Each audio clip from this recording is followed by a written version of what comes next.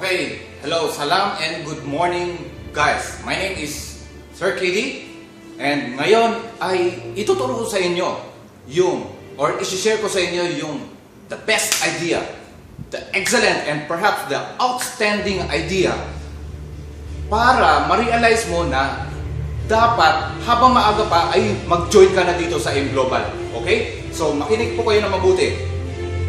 Okay, palagay natin na ito yung nag-invite sa'yo. Maaaring ako or kung sino man ang nag-invite sa'yo, nagre-recruit sa'yo or nag-share nitong video sa'yo para mag-join ka sa AIM Global. Okay? So, isipin mo, itong inviter, yung nag-invite, may mga uplines siya. Hindi lang siya ang nasa taas. Okay? Meron pa mga uplines. Okay? Uplines. Okay? Hanggang sa taas. Pero wala na po tayong pakialam doon. Okay? Yung mga uplines, syempre marami na rin mga members yan. Pero mga members, marami. Okay? Madami. Madami yan. Hanggang sa taas, marami. Ngayon, ito yung nag-invite sa'yo. Maaring may mga members na siya, maaring bago pa siya, in-invite ka niya. Okay? And then, ano ang maganda kapag sumali ka at saka hindi ka pa sumali? Kaagad. Ano yung disadvantage nun? Unahin natin ang disadvantage. Halimbawa, ini-invite ka niya ngayon, mag-join ka na, ilang beses ka niyang kinukumbinsi pero ayaw mo pa, nagdadalawang isip ka pa, nagdududa ka, ayaw mo maniwala. Okay, ganito ang mangyayari. Okay? Ang pwedeng mangyari. Ngayon, yung nag-invite sa'yo, siyempre may mga upline siya, may ka-team siya, may team. Okay? Ngayon, meron silang na-invite. Dahil hindi lang naman ikaw ang ini-invite. Maraming ini-invite, maraming nire-recruit. Isang tao, dalawang tao, 3, 4, 5, 6, 7, 10, 50 katao, 100 katao, ang dami. Okay?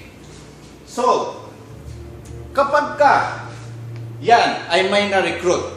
Kasi ang pagre-recruit naman either online or offline. Ibig sabihin ng online sa computer, sa Facebook. Yung offline naman yung sa labas.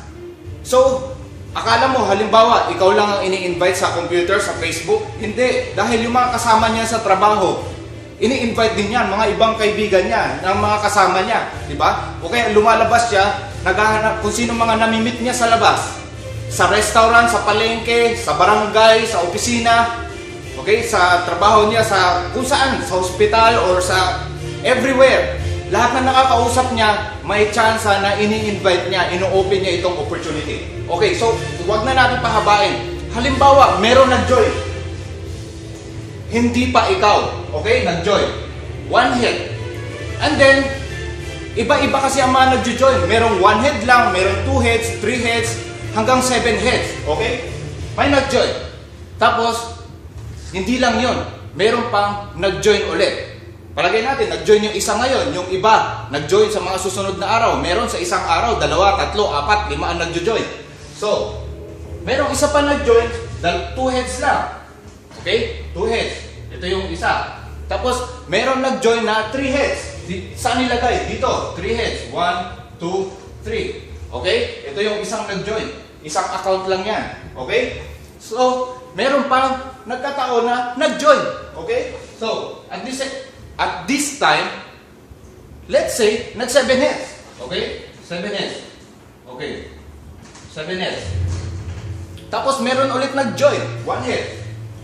Diba? Habang tumatagal, ikaw hindi ka pa sumasali. 1 month na, 2 month na, 3 months na, 4 months na, hindi ka nag-join pero hindi mo alam, mayroong mga nag-join sa kanya, sa nag-invite sa'yo. Okay? So, tuloy-tuloy, may nag-join. Okay? Ito, sabi niya, nag-decide. Sabi niya, 7 heads ako, gusto ko. Okay, so 7 heads siya. Okay? 7 heads. Tapos, itong mga nare-recruit nila, syempre, mayroong mga nag-join sa kanila. I mean, meron din silang napapa-join. Okay, let's say, meron din namang walang napapa-join. Kagaya halimbawa nito. Ito ay taxir. Tahimik lang. Walang napapa-join. Pero, ito pala, Ito pala ay hindi natin alam. Walang nakakaalam na very active. Magaling pala ito mag-recruit. Okay? Halimaw siya. Okay? Halimaw. Okay. O kaya, agila.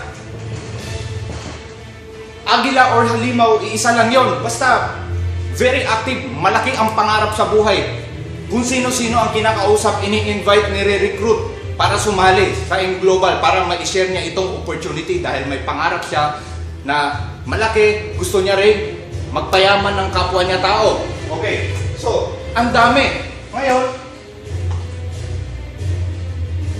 meron pa siya na-recruit. Halimaw nga siya eh, agila siya eh. So, meron pa siya na-recruit, nilagay niya halimbawa dito. Okay, 3 heads. 3 heads yung sumali. One account, one person lang yon. Tapos, meron pa, 2 heads. Okay?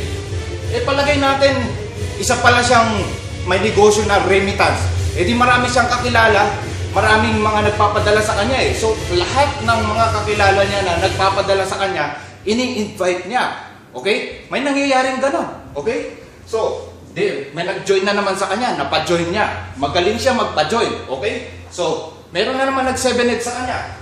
Oh, 1, 2, 3, 4, 5, 6, 7. 7 heads. Tapos, kung saan niya nilalagay. Dito. Meron pa dito. 3 heads. Meron pa, 1 head lang. 1 head ulit. 1 head. So, parami ng parami. Naglalagay pa siya dito. Meron pa dito. Nag-join. So, dumadami. Ikaw naman, habang siya, may marami nang sumasali sa kanya, yung nag-invite sa'yo. Marami na siyang members sa loob ng ilang buwan habang tumatagal kasi hindi ka pa sumasali, hindi mo alam, marami na nag-join sa kanya. Ngayon, dumating yung moment na nag-decide ka na ito na, this day sasali na ako. Imagine mo, saan ka ilalagay? Pwede ka ilagay dito. And this is you. You. Ikaw. Ngayon, imagine mo yon kung ikaw yon. Okay? Imagine mo na late ka na.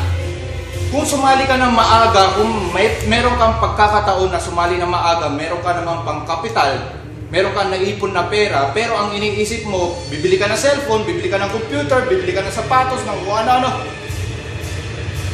Hindi ka nag-sacrifice para sa negosyo na to, kumbaga. Ganon ang nangyari sa'yo. Yun ang disadvantage nun. Kasi, kung halimbawa na sumali ka ng maaga, edi saan ka mailalagay? Saan ka nailagay? Nandito ka. Ito yung nag-invite sa'yo. Diba? Tama.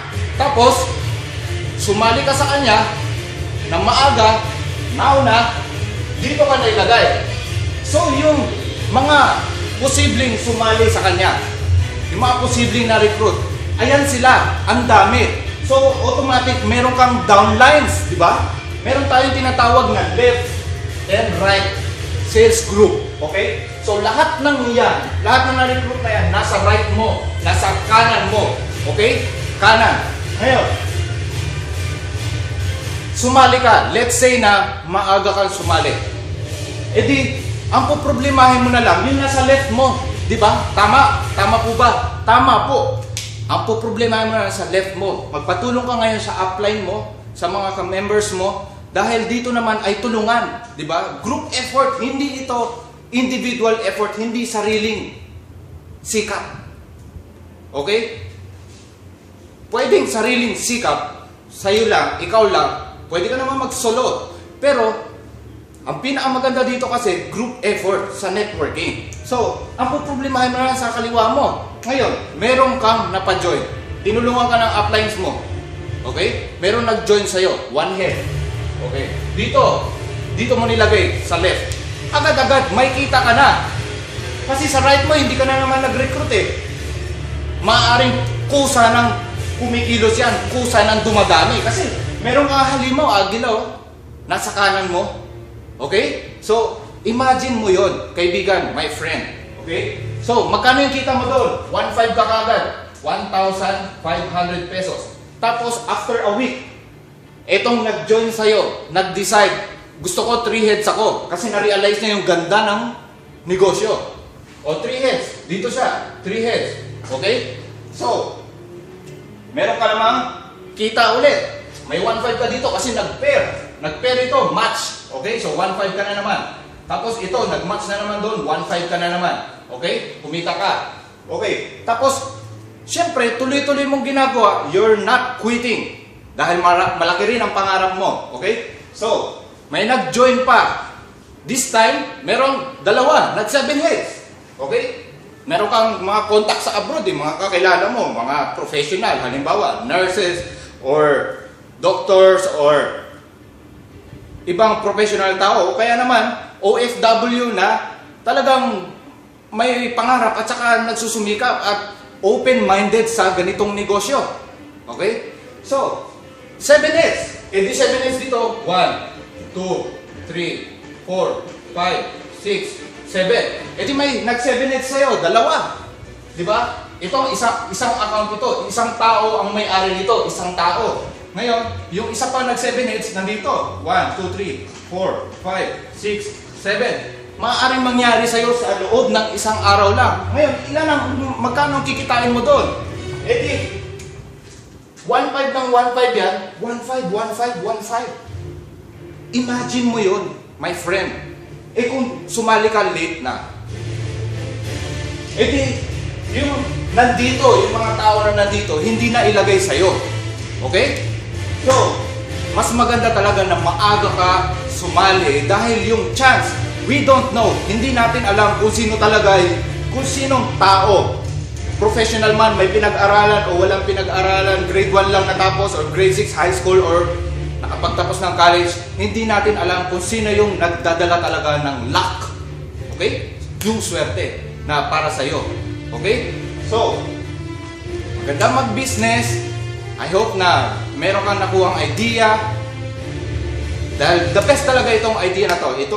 Ito na ang na-imagine ko na talagang napakagandang realization para sa iyo na makapag-decide ka na habang maaga mag-join ka na sa nag-invite sa iyo. Okay? So, kailangan mo mag-sacrifice. 7,980 pesos. Pumili ka. 1 head or 3 heads, 7 heads. Lahat po yan maganda. Okay? Pero syempre, merong maganda, mas maganda, at saka pinakamaganda. Okay? So, ang the best doon ay mag-join ka na habang maaga. Dahil imagine mo yung laki, yung potential na kikitain mo at saka yung mga members na pwedeng magkaroon sa'yo na wala kang effort, gaanong effort. Okay? Kasi maraming gustong mag-join na kinakabahan, natatakot, baka wala silang ma-recruit. Pero group effort po ito, team nga, tulungan. Tutulungan ka ng mga uplines mo, ng mga co-members mo, ng mga cross-lines mo. Dito, hindi ka nag-iisa. Okay? So, that's all for today. And my name is Sir KD. If you like this video, you may share it. And if you have something to say, just comment below. And please subscribe to my YouTube. And that's all for today, guys. And I hope to see you again sa mga susunod na videos ko. Happy networking. God bless, good day, and more power to you.